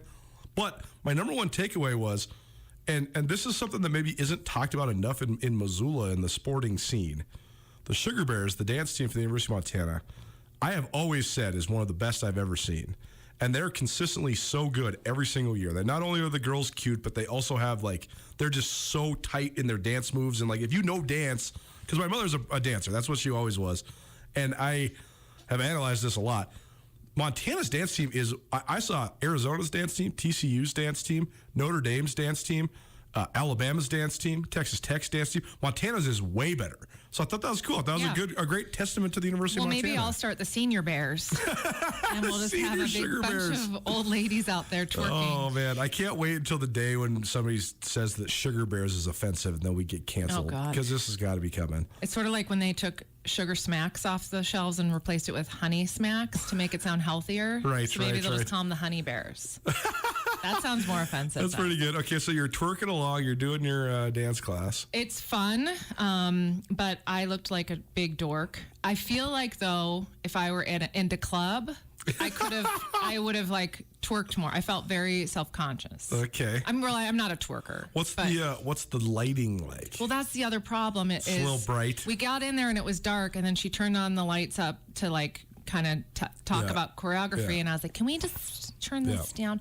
I think I would have been happier with it being darker in there, because I did not also like looking at them in the mirror as I was trying to do these dance. Here's the bottom line. It was such a good workout because you were down in these like low squats, like shaking your bod. Yep. And I cannot walk today. And that is to me the sign of the best workout ever. Gotta love it. Chica Does No Sports. ESPN Radio, good friend Carolyn in studio with us. Okay, last thing on this before we get into actual sports stuff. I think that it's so funny because my brother and I, because of our horrific luck coming back from Boise, our car exploding, all these things, we've been having this sort of funny tongue-in-cheek text thread about our podcast, our future podcast that is titled Nothing is Getting Better. And we're adding all these different things like nothing's getting better. None of the fast food places are getting better. Gas prices aren't getting better. Cars aren't getting better, whatever. But we always, whenever we come up with something that has gotten way better, we always like text each other like, man, I figured out something that's gotten way better. But then I was also thinking about, I was sitting downtown with two of my dear friends that have been my friends since I was young. One I've been friends with since I was 6, and one I've been friends with since early college. Both girls. Both now in their mid-30s. One's like 36, one's 37. And they both look exactly the same as when I knew them in college. And, you know, the one I've known since she was 6, she's looked the same since high school pretty much. Yeah. And I was sitting there thinking about that is one of the things that has gotten the most better in the world is women just like take care of themselves so well that they look so good for so long. Yeah, agreed. And then I was like at my cycling class, I'm like, man, every girl in here looks great. Yeah. No matter if they're 22 or 55, like everybody looks so good. I agree. That has gotten a lot better. That's true. The way people take care of themselves. Yeah. The science and the sculpting behind the health. Like back in the day, in your high school class or your, you know, whatever, there was always one friend with a hot mom. Right. And now I feel like everyone has hot moms. Both my friends I was with are both single, not married, no kids. But I was also thinking if those ladies had like 10-year-old kids, everybody would be like, who are those ladies? Yeah, for sure. Like they are way hotter than no our one moms thinks their were. own mom is hot. Right. Or anything. I mean, maybe girls might be like, yeah, my mom's pretty hot. But like, sure. My boys think I'm disgusting. They think I'm like Jabba the Hutt. I'm like, you have no idea. You have no idea. I am a hot commodity. The allure continues for all the people that have never seen the Chica Does No Sports. Really hot mom here on Nuanez. That's right. That's right. So I don't know if you heard about the big fight this weekend. There was a big fight. Okay. Well, of what? Will Smith versus Chris Rock. Oh my gosh, we did a lot on this actually. A lot of our how do you say? Not casual listeners, because there's a couple people that listen quite often that just aren't. We have a couple people I know that listen a lot, that listen because they're friends with us. Friends of the show is what we like to But they're not even friends of the show. They're just friends with me and Andrew. Oh, and okay. they don't really even care about sports. They just think it's funny that we're on the radio and they just like listen to us. But they gave us rave reviews for our Chris Rock and Will Smith take, but I can't wait to hear yours. Well, I mean, I have a lot of Were you watching live? No, I wasn't. My brother texted me and said, oh my God, did you see what just happened? So I got done with golf. I walked in the house. And it had happened literally 30 seconds before it had happened. And Andrew's sitting at the table, and his jaw is just on the floor. He's like, dude, you got to see this. I'm like, what are you talking about? He's like, they're not going to replay it on the Oscars, but like, just sit here for like a minute. It'll be on Twitter. And then he like shows me. I was like, what just happened? Yeah. Well, so we all know what happened, so we're not going to get into that. Although I think Will Smith was completely in the wrong, and Chris Rock's joke wasn't even that bad, and people need to chill. But have you seen the new video that is surfaced of Will Smith in the early 1990s on Arsenio Hall? Yeah. Making fun of Arsenio's bass player for being bald. Right. I will say one thing. There is a deeper issue than that alopecia joke or that bald joke. I personally think Chris Rock and Jada had something going in the past. Well, isn't that the whole thing? Hasn't Jada had something going with everybody? Don't they have like an open marriage? Yeah. But I just think there's just bad blood there anyway. But this is not what I want to talk about. What I want to talk about is there's a company called Slap Fight. There's a company for everything these Slap days. Fight made an offer to Chris Rock and Will Smith to slap it out. So, what do you mean? They like administer slap fights? Yes. So you can just challenge someone to a slap fight? Well, no, slap. I think it's sort of like what normal boxing would be, where they put it together. They put together a fight and then you slap it out. So I can just call these people in and say, I want to challenge this person. Yeah. Wow. I'm waiting for Logan Paul to come along and do that. But yeah, they have not responded. So I'm not sure if they will, but I thought that was hilarious. Like, why not? What does it cost is what I want to know. Well, I think they would pay Chris Rock and Will Smith to slap it out. Each person would get paid, like a purse. Yeah. Okay. Like in boxing. This is legit, man. I don't think Chris Rock wants any of that smoke, unfortunately. I don't think so either. Will Smith is huge. Also, isn't he like 6'3"? And he's also trained to be a fighter in multiple movies. He's also got a lot of slap in him. Oh, yeah, he's got a lot of anger, obviously. Yeah, so yes. no, I don't He did not look well to me. No, I know. He's kind of been unwell, right? Hasn't he kind of been teetering on the... Yeah, I'm worried about Will. I think he's because he needs to move... no, we don't need to get too deep. No, I mean... He needs to move into the next phase of his life, right? He was the Fresh Prince, which was he was so great at. Like, he was the happy-go-lucky hip-hop guy. Yeah. And then he was like the action star. Welcome to Earth. Now he needs to be like he's old guy now. He needs to be the old guy. It's a tough transition. I don't really want to get into it because I could go on for hours. Do you about love this. Will Smith? No, I used to really like him. And then in the last few years, I've been thinking like something's up with him. He's just not, I don't know. It's like he's trying so hard to put on this persona now. Well, I think this is what happens when you're too famous for too long. Yeah. You can't really sustainably be famous for 30 plus years. Yeah. And I don't know if you saw the Red Table Talk with he and Jada when it came out that she was with like their son's friend who was like 20. Oh, yeah. And he just looked like a broken man. And I just felt really bad for him because I think he just wants to keep his marriage together and he'll just do whatever it takes. Right, like slap Chris Rock in the face at the Oscars. Maybe open marriages aren't the greatest idea. I don't know. I'm going to say they are not. I'm going to go out on a limb here. I've always thought this is like the dumbest thing ever. Like, Yeah. oh, yeah, it's cool. You just, you and my wife are hanging out. Probably not. No. Not good. Not good. You heard it here first, folks. Slap Open fight. marriage, not good. So slap fight, we'll see. Moving on. Chicken Doesn't Know Sports, ESPN Radio, SWX Montana Television. We're coming to you live from Bozeman here on your Friday, but our good friend Carolyn in studio with us here at the Missoula Broadcasting Company on a Thursday. All right, what else you got? So this kind of fires me up. Egypt was playing Senegal. Senegal, yeah. Senegal for the World Cup qualifier. And during a PK, the Senegal fans shined laser pointers in the face of the player trying to shoot his PK. Okay. He obviously missed. I mean, if you see the video or the picture, it is... How many laser pointers are we talking about here? His entire face is lit up green, which means there had to have been like 1,000 in his eye. I mean, I just think that is so wrong that they allow that. And I know during like free throws during basketball, like they do, distracting things and stuff like that. I just think that's totally wrong.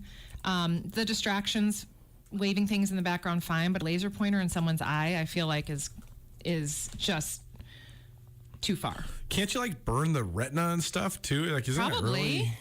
I mean, and the poor guy, he biffed it. Like, it wasn't even close. Like, I mean, and then they lost. And I just think that was really wrong. Yeah, it is wrong, especially because international soccer like that too, when you lose, it comes with like such crazy scrutiny, man. Like the only thing that's more over the top with Americans go crazy when like their teams lose and stuff, but it's not even close to the level of like international soccer fans. Yeah. I just think it's a real bummer because these guys work so hard and something like that just, I don't know. The mom in me gets really mad. Well, on the brighter side of things, in terms of international soccer, the United States qualified for the World Cup last night. That's so exciting. It's super exciting because last time they didn't qualify, and that was so dumb. Now, the World Cup was supposed to be in Russia. And that's in Qatar, or also known as Qatar. Yeah, how do you say it? Qatar. Yeah, me too, but all the pundits are saying Qatar, and that's what Andrew, our soccer aficionado around here, says too. Well, you say Qatar, I say Qatar, or other way around. But wasn't it supposed to be in Russia? Wasn't there some maybe, big- yeah, that could be true. I don't know. That's what I heard. And then they were moving it, obviously, due to the situation. So is that this summer? It is in December. Oh. Because they have to have it in the summer of Qatar. Yes. Yeah. That could be a movie, Summer of Qatar. Yeah, I've been really sort of locked in or debating this because I've heard all the people on TV saying Qatar. Andrew says Qatar, but my 4th grade teacher is one of my favorite teachers. Her husband worked as a geologist, much like your late father, in Yemen and Qatar. And she always would tell us stories about Qatar. So I knew about Qatar when I was like 10, and I'm like, you say it Qatar.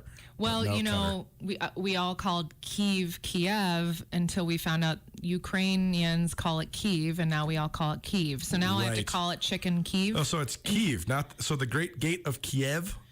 It's Kiev. One of the first songs I learned on the saxophone, The Great Gate of Kiev. Wow. All right, so moving on. The Dodgers had their spring training workouts in Arizona over the last couple weeks, and this huge Dodgers fan asked Cody Bellinger and Matt Beatty to sign their names on his arm, and then he promised them he'd get it tattooed, which he did. And then Beatty got traded to the Padres the next day. Wow. But Matt Beatty offered to pay for, it to get fixed with his new number on the Padres. But, the Padres and the Dodgers are not, they're pretty big rivals. Well, so, for sure. They're in the same division, yes. So, not sure what this guy's going to do, but another lesson, folks. Don't tattoo your favorite, athlete's number and team, especially during spring training. You just don't know what's. So there you go. Chick Who Doesn't Know Sports with our good friend Carolyn. Back with more giveaways from the AC Hotel next Chick Who Doesn't Know Sports. That was also an abbreviated version of this week's Chick Who Doesn't Know Sports. So you can find the whole version on the Nuanez Now podcast. Mostly we just went back into how much we don't like needles and tattoos. So, but you can find the rest of the comedy on the Nuanez Now podcast. And we'll be back giving away AC Hotel vouchers to get you a couple craft cocktails down there. One of Missoula's new and fun hangouts. So stay tuned for that. Terry Hauser, the head coach of the state champion Class B Three Forks Wolves, joins us next. Keep right here, Nuanez Now, ESPN Radio. I'm all about keeping my family driving safe. Dad, pothole. Got it. So I insist we choose Les Schwab tires for safety services like brakes, steering, and alignment. Stuff those cheap tire centers don't offer. Because I want a backseat drive with confidence. Dad, speed check. At the Les Schwab Spring Tire Sale, save up to $150 when you buy select tires with financing. Les Schwab Tires, celebrating 70 years of doing the right thing. Limited time offer. Terms and conditions apply. See leschwab.com/sale for details. If you're a gun enthusiast, you already know firearms and ammunition are as hard to come by these days as ever. Stay up to date with all the inventory both in-house and online at Selway Armory by signing up for Selway's newsletter. The Selway Armory newsletter will not only provide you updates on what's in stock at 2825 Stockyard Road, Unit E6. Signing up for the newsletter will also enter you for a chance to win free ammunition. And remember, even if the Selway warehouse doesn't have it in stock, you can always check out SelwayArmory.com. Selway Armory, your local firearms expert. The world of real estate is always evolving. That's more true now than ever. If you are a longtime Missoulian that is looking to upgrade or downsize, it might be the best time yet to sell. If you're in the position to buy something new, today might be the best time to buy. And no matter what questions you have when it comes to residential or commercial real estate, Mike Nugent and the professionals at Berkshire Hathaway in Missoula have your answers. To find out what Mike can do for you, give him a call today, 531-1802. And remember, every question is good to ask. Hockey and Lacrosse Wolf is changing with the seasons, with thousands of dollars worth of lacrosse gear in the store, including the new ND200 certified shoulder pads required for play this season. Get your stick ready for the season with our enormous selection of heads, shafts, and mesh. Still got hockey on the mind? Hockey and Lacrosse Wolf has door-busting deals on hockey sticks, gloves, helmets, and apparel that all has to go. Check out Hockey and Lacrosse Wolf for all your hockey and lacrosse needs on the corner of Brooks and Fairview. Eden Arbor, Peace in Missoula, and the Kettle House are teaming up to offer a 1-hour full moon yoga session Saturday, April 16th, 11 a.m. at the Kettle House Tap Room in Bonner. Mark the full moon with some self-care and rebalance your mind and body. Participants will need to bring their own mats and towels. Classes are free and donations are welcome. Stay after class and shop the pop-ups featuring local artists. To register, go to edemarbor.com/classes. That's EADEMarbor.com/classes. Calling all motivated leaders in the 406. Make an impact and become a positive role model to Montana youth. Join the team at Montana Youth Challenge Academy. Share in our mission of providing academic, professional, and life coping skills that students need for success. Full or part-time positions available. Enjoy competitive compensation and benefits. The day-to-day asks a lot, but it also has a lot to give. Apply online at statecareers.mt.gov. Brought to you by Montana Youth Challenge Academy and this station.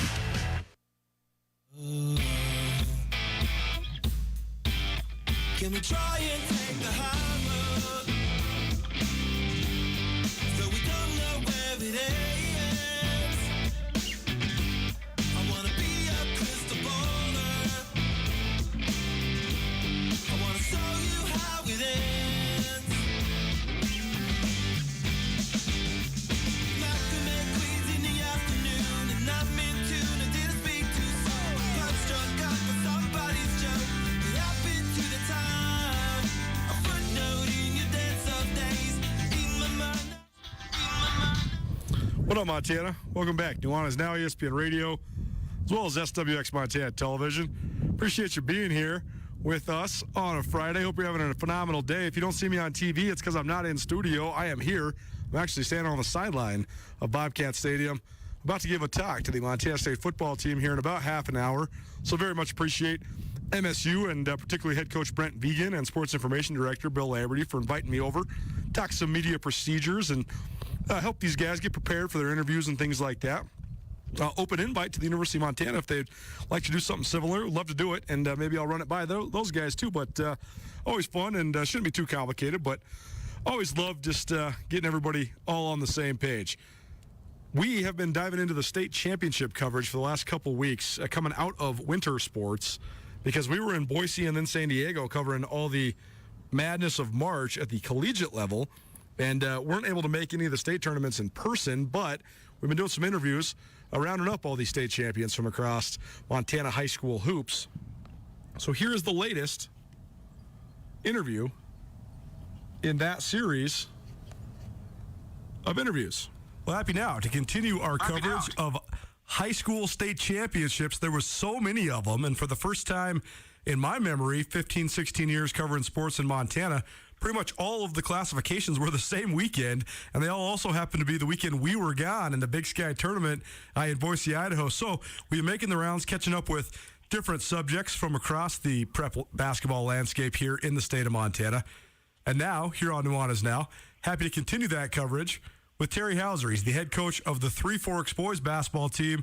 They won the Class B title for the first time in 21 years a few weekends ago in Bozeman. Terry, thanks so much for joining us, man. Congratulations, and how you doing?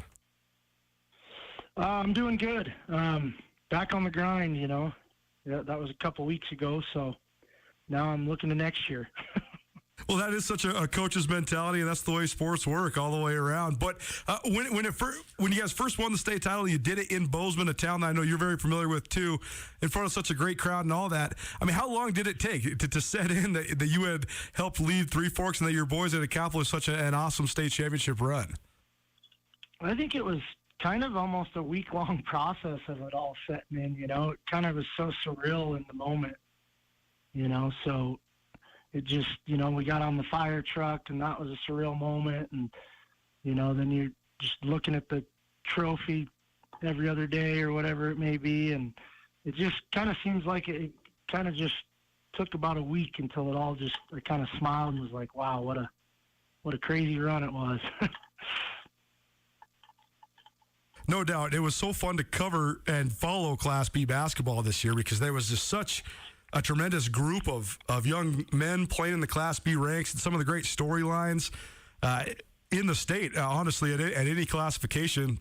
But one of those storylines involved Lodge Grass. It was the two-time defending Class B state champions, and one of the great Native American teams we've seen in recent years. And Damon Grovon, a record setter, breaking Elvis Olbol's records, all these cool things. But you guys had sort of this moment where you were kind of facing it, right? You lose to Three Forks in the semifinals of the District 5B tournament, and then you play Lodge Grass in the divisional title game. So just take us through that moment in your season, because it seemed like that was maybe a tone setter and kind of a turning point for you guys going into the state tournament. Yeah, so you mentioned us losing Friday night in the district tournament. Is that what you're talking about? Yeah, when you guys lost to Jefferson. Boulder. Yeah, we lost to Jefferson. Well, that night, I'm not going to lie, I mean, a lot of us were down in the dumps, including myself. You almost think life's over when you take a tough loss like that. But, the sun comes up the next day, and you get ready to go. The next day, all I was trying to do is just be as positive as possible, smiling on the bus a lot, trying to get them comfortable and relaxed. And it took about a half until they got relaxed, and then we battled through a couple games in districts. And, one thing I kept saying is until state, it's just all about moving on. We just got to keep moving on, no matter how we go about that. And we definitely made the road a little tougher. We had to play Wednesday night in a playing game against Colstrip, who is always solid. I think we've played them 4 times, I think, in the 6 years I've coached in the divisional tournament. So that wasn't an easy game either, and then we won in overtime on Thursday against Columbus, a very good Columbus team who's ranked in the top 3 all year. And then we got to play Lame Deer in the semifinals, in which we played probably the best game we played all year. Kind of took it to them, ran them to death, and I think just kind of shocked them, to tell you the truth. Because there's a lot of talk about, Lodge Grass, Lame Deer, even Columbus got some talk. We were kind of in the back burners a little bit, which was kind of nice to go in there and surprise people.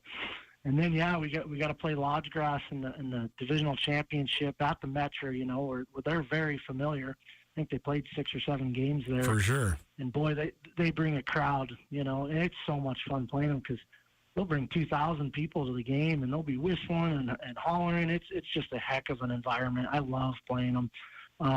And our kids weren't ready at first. They pounced on us right away. The crowd got involved, and they relaxed finally, kind of got in the groove of things. And we battled back. We were down about 13, got it within, I think, 8 or 7 at half, and then closed the gap. We tied the game up, never did lead, and then just fell short.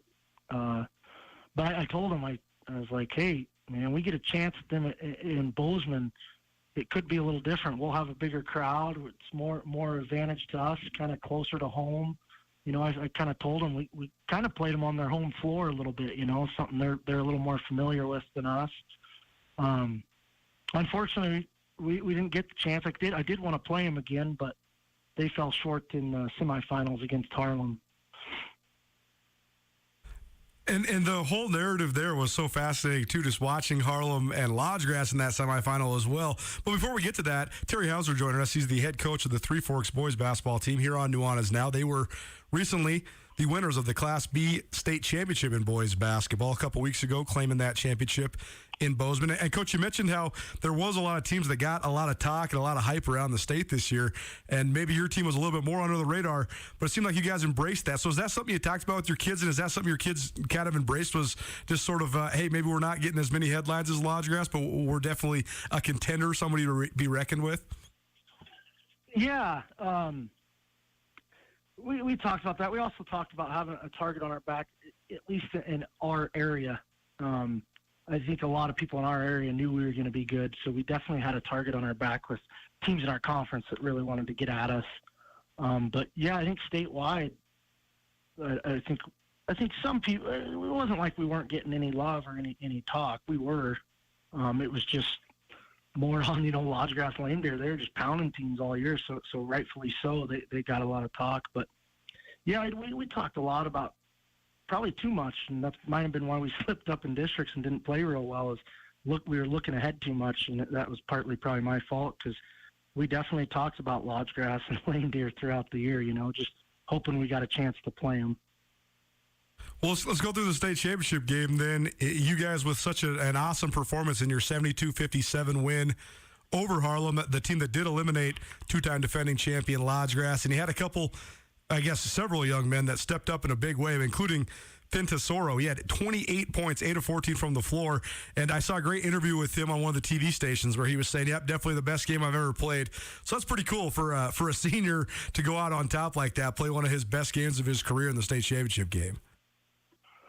Yeah, he was, he kind of brought it the whole last 2 weekends. He played tremendous, especially the state tournament. He was our leading scorer in the state tournament. I think he was averaging divisional and state like 17 or something, 16, 17. But we were sharing the basketball. We had different guys scoring, which is why we were dangerous. But yeah, that championship night, he kind of took it upon himself to get to the rack, and I think he shot like 11 or 12, 13 free throws, something like that, which usually he kind of relied on shooting. He was more worried about shooting threes, and he's a dang good shooter, but he was aggressive and attacked the rim like I've never seen before, and something that our assistant coach was always hounding him about because he was a point guard in high school, a tremendous point guard. He was on the state championship the last time we won it in 2001. He was the Three Forks' point guard, and he just always telling him and Jacob Buchagnani that they don't have to score. You get to the rack and develop shots for other players, and finish and get to the free throw line. You don't have to just rely on threes. And boy, he took that to heart Saturday night. Well, that's awesome to see.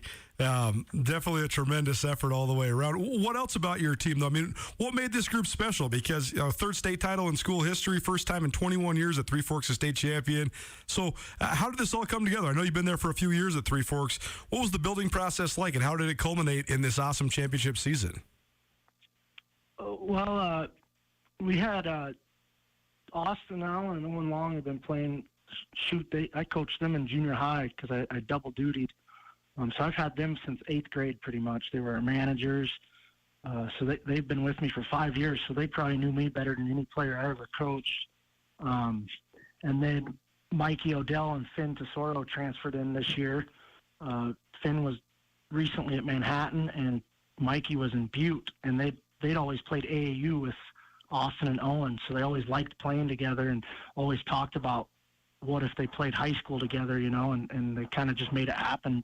They both moved out to Three Forks. And so at the beginning of the year, I knew we had a chance. I knew we had the chemistry. I knew we had the players to do it, but it was all about getting them to play for each other. A big talk was selflessness, becoming selfless. And it took some time. I always joked with other coaches that I need 2 basketballs out there in order to make everybody happy.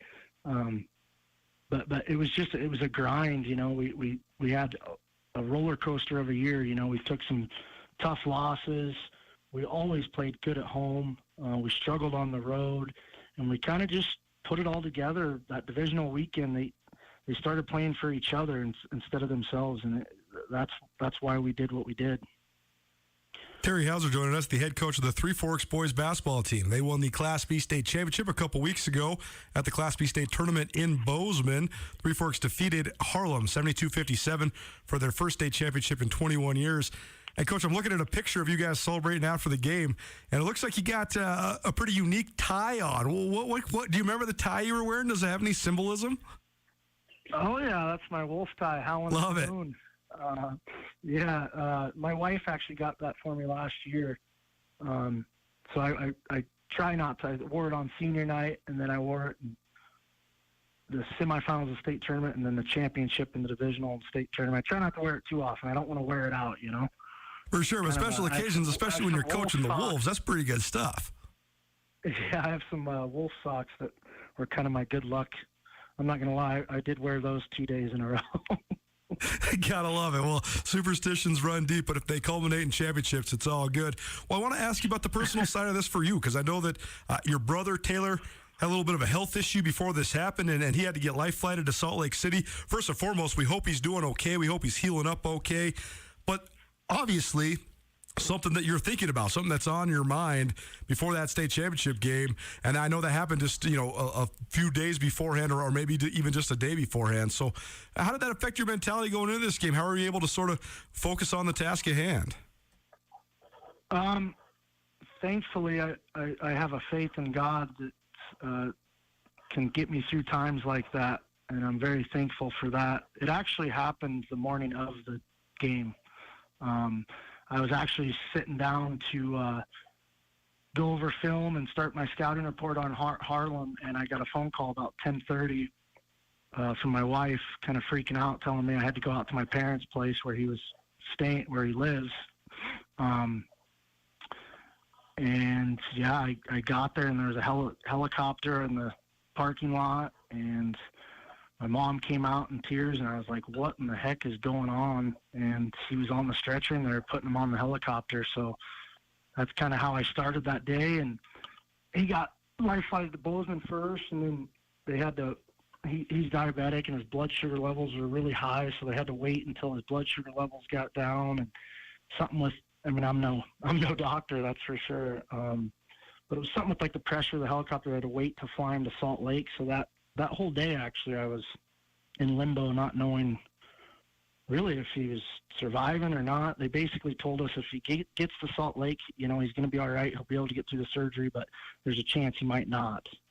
So that whole day was rough. Luckily, I have, great assistants. A couple of my assistants did the scouting report for me. I showed up to the school at about 3 o'clock to go over it with them, and I was still a little too emotional. Talked to my kids and just told them that, that's why we're a family, and these my assistants are going to take you through this scouting report. I'm a little too emotional right now, and I promised them that I'd be ready to coach them come tip. And I honestly didn't know, how I was going to go about it. I was really emotional all day, and told my assistants, you guys got to be on top of it. You guys got to be at your best, because I don't know that I will be, and they kept telling me, yes, you will. And about when I went in to get my tie on and get ready, got in the locker room, it took a lot of prayer. And yeah, it was really weird. I just became focused, and all I was thinking about is the game for the next 2.5 hours until that buzzer rang, and then it got pretty emotional. A lot of emotions came out of me, happy, sad. It was pretty bittersweet. Well, it's amazing sometimes at our most trying moments when you can channel it, right? So, I mean, did you have that strange sort of weird focus that sometimes you get when you're sick or stressed out or feeling sort of under the gun like that? Yeah, I did, and it was, I was afraid that the kids were going to be maybe too emotional too, because we are pretty close knit, and they were pretty emotional, throughout the day. But it was almost a little extra motivation. I think those kids were that night. I don't know if anybody would have beat us. I mean, they played harder and with more heart than I see them play all year. And quite a few of them came up, gave me a big hug. And this one's for Taylor, So there was a little extra motivation for us that night, which I think helped us out. Well, for sure. What a great story. And as you mentioned, there's a GoFundMe out there for Taylor as well to help out with any of that sort of stuff. So you can probably just go to GoFundMe and type in Taylor Hauser, Hauser. Terry Hauser, the head coach of the Three Forks boys basketball team, joining us here on Nuanez Now, ESPN Radio, as well as SWX Montana Television. And last couple things for you, Coach. First of all, you mentioned you're almost already back into the grind for next year. But before we get to the future, what will be your lasting memory of this team? I mean, what will we remember most about this last season, this group of guys helping lead Three Forks to the state championship? I don't know if it's one single thing. I think it's just a group of young men coming together at the right time and sacrificing themselves for the greater of the team. Just the way we went about it. We took third at districts and second at divisionals and then first at state. You don't see that very often. And it was just such a humbling year throughout the year, with losing in districts like we did and having to come back and fight to get back into, just to get to divisionals and move on. And then the way the kids just came together, didn't lose focus, didn't lose confidence.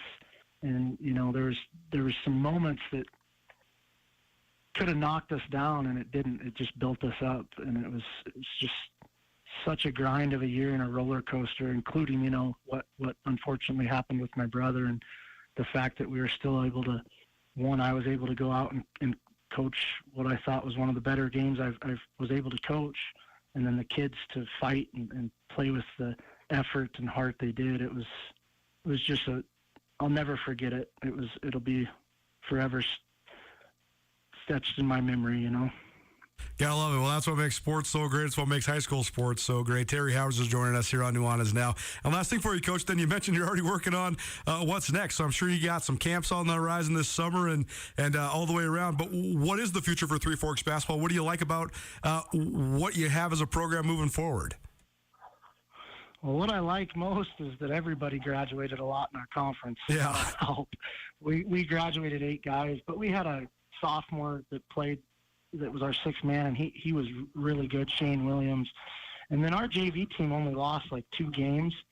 So we'll be young, but I think by the end of the year we could be competitive. I got a group of kids that really work hard, and, you know, to tell you the truth, they're a big reason that we did what we did, because our top tier guys weren't able to take any plays off in practice because they were being challenged every single day by some kids that maybe could have played at a lot of different schools in Class B ranks.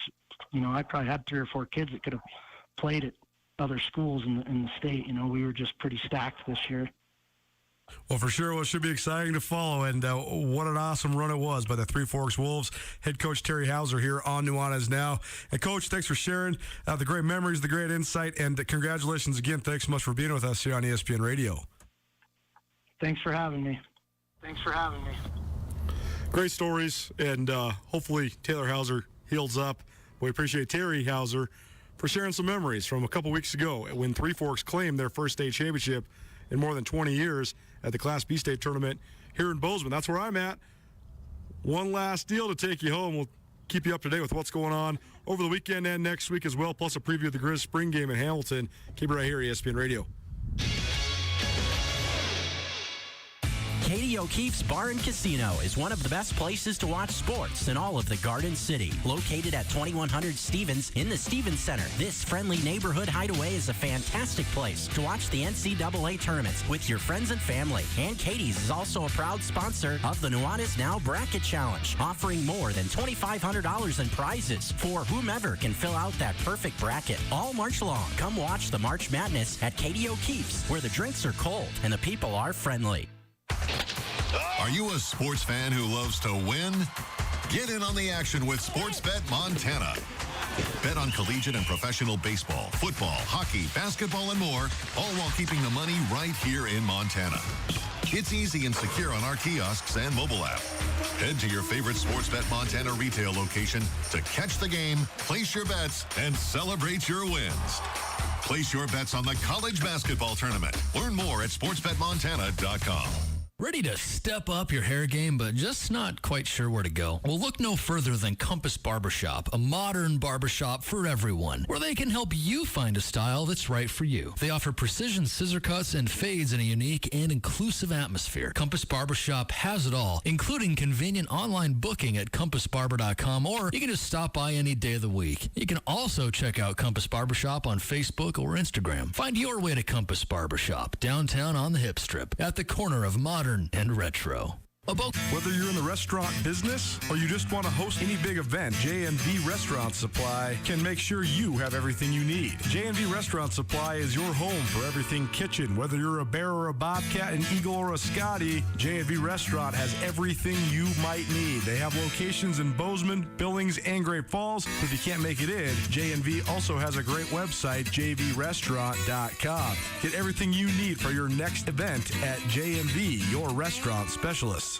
The pageantry, the tradition, the competition, the communal aspect. It's what we love about sports. But there's also a stark reality. Sports and money go hand in hand. At Nuanez Now, every other Tuesday, we are proud to present A Business Angle with Justin Angle, a segment about the overlay of business and sports. I think as far as products ever created, NFL football is perhaps one of the best products ever created. On par with the iPhones. And its ability to kind of transcend every other competitor in the category. The scarcity of games, the fact that they own Sundays, and then they own that place on the calendar. It's sacred. It's become the religion of sports fans and the religion of the country in many ways. Tune in every other Tuesday during the 5 o'clock hour to Nuanez Now to hear Justin Engel, a University of Montana business professor, talk with me, Colter Nuanez, about all of the ins and outs of sports and business. A Business Angle is proudly presented by Blackfoot Communications.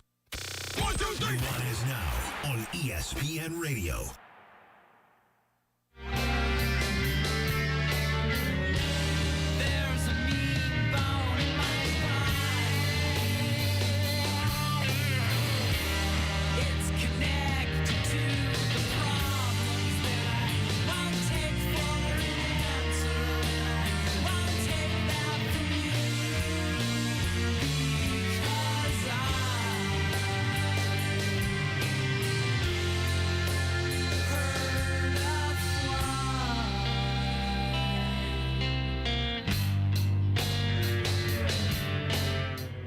Montana, welcome back. Nuanez Now, ESPN Radio, as well as SWX Montana Television. If you don't see me on TV, it's because I'm not there. I'm here.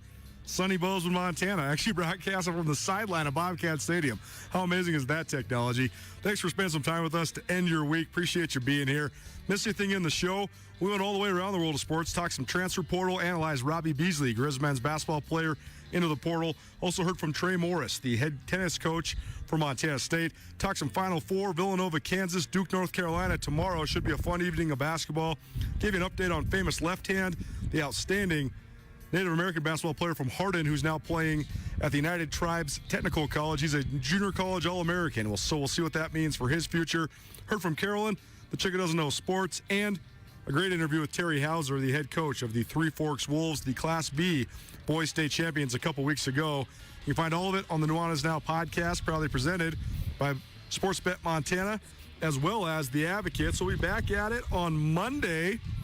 Very much looking forward to it. We'll have the Montana Basketball Hour, as well as to be determined coverage. We're still trying to figure out that second hour of Mondays. We filled it up all fall long with our good friend Marty Morenweg. But we'll have all sorts of stuff to talk about. Of course, the Final Four, and we'll also have an update on spring ball and probably some more coverage leading up to Montana's spring game next week. That's Friday in Hamilton. We'll have full coverage for you at Nuanez Now, and then we'll roll right into the broadcast on SWX Montana Television. Then the Bobcat spring game, April 23rd, so we'll be in Bozeman for that one as well. And maybe we'll try to do a little collab with SWX then, too. Hope you have an outstanding weekend. Thanks so much for kicking it with us. And I never thought I'd say this in my life, but go Duke. We'll see if Mike Krzyzewski can get it done. His last Final Four, 42 years at the helm for the Blue Devils. Pretty cool. We'll be back at it 4 p.m. Monday afternoon. In the meantime, be well, be good.